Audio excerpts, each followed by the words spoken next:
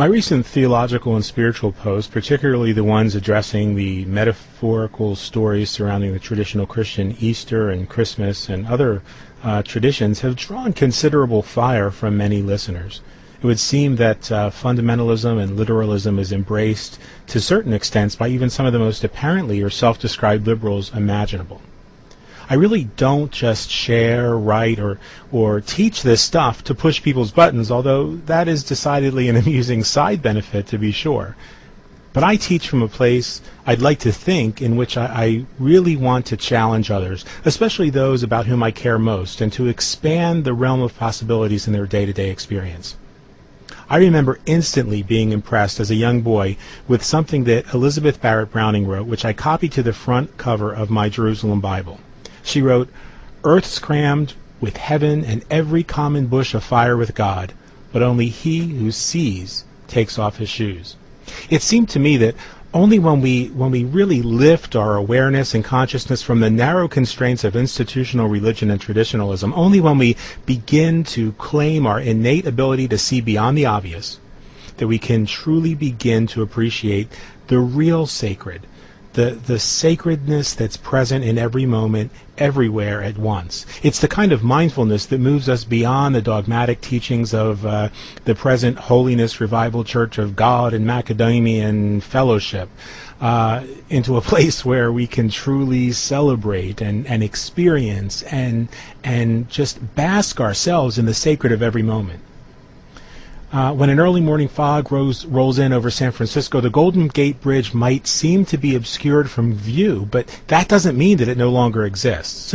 Similarly, I think that the truth of the divine mind at work in all things might occasionally be obscured by the fog of our daily extractions, but that doesn't mean that it doesn't exist.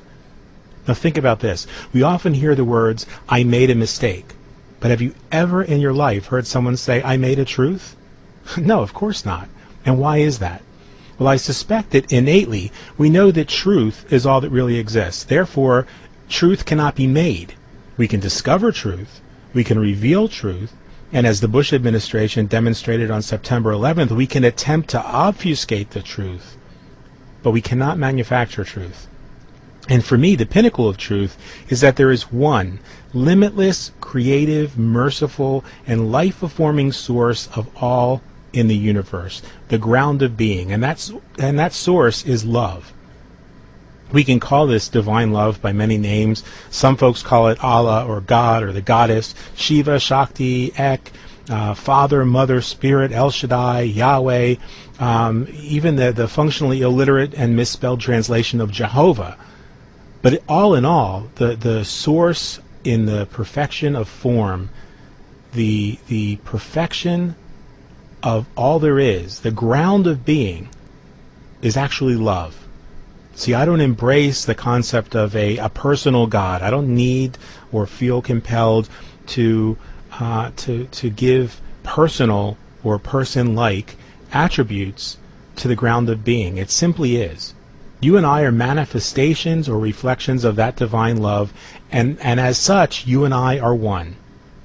In the words of the Beatles, love is all we need, because love is truly all there is. Now, our challenge is to free that which is divinely inherent in us, or enlightened in us, to let go of the trappings of doctrine or dogma, or to at least recognize the original objective of those who created such institutions as being to allow us to recognize the sacred in all things, to experience the divine love in every breath, and see it reflected in every person around us. And so I see the purpose of my teachings to remind others that our divine heritage is really the capacity to recognize, appreciate, and recreate the peace and all good of the divine love as the sum of our lives, to alleviate and eliminate suffering in our lives and from the lives of all sentient beings. Robert Browning wrote, "I but open my eyes, and perfection, no more and no less, in the kind I imagined, full fronts me, and God is seen, God in the star, in the stone, in the flesh, in the soul, in the clod." Perhaps that's why people who capture my attention and win my heart have never been the ones wrapped up in doctrines, dogma, or traditions of their respective religious paths, but often the ones who've moved beyond those pursuits, and whose lives exhibit a kindness, a gentleness, a playfulness, and a respect for the goodness all around them. None of the great teachers ever came to start a religion, but each of them, in the cultural context of their day and age, came to start a revolution. The Buddhist teacher Huang Po wrote, "Above, below, and all around you, all is spontaneously existing, for there is nowhere which is outside the Buddha mind." The Hindu Veda teaches, "You are Brahman, I am Brahman, the whole universe is Brahman. Whatever you are doing, realize this truth at all times. This Brahman is the reality in all beings, even as clay is the real substance in 1,000 pots." Rav Yeshua, known as Jesus the Nazarene, is said to have prayed, "Father, that they might all realize they are one, even as you and I are one." And in the Gospel according to Star Trek, we recall the Prime Directive, whose loosely translated text teaches, "I will not interfere with the spirituality, life path, or decisions of any other sentient beings. However, I will live my own path in an exemplary way without forcing it upon others. Love is the law. Where love cannot be accessed, gratitude will suffice. Where there is gratitude, love is sure to follow." Now, I'm certain that this won't have quelled the vitriol of my detractors or those folks who feel it necessary to go in and edit the entry on Wikipedia with all kinds of lies and libelous statements.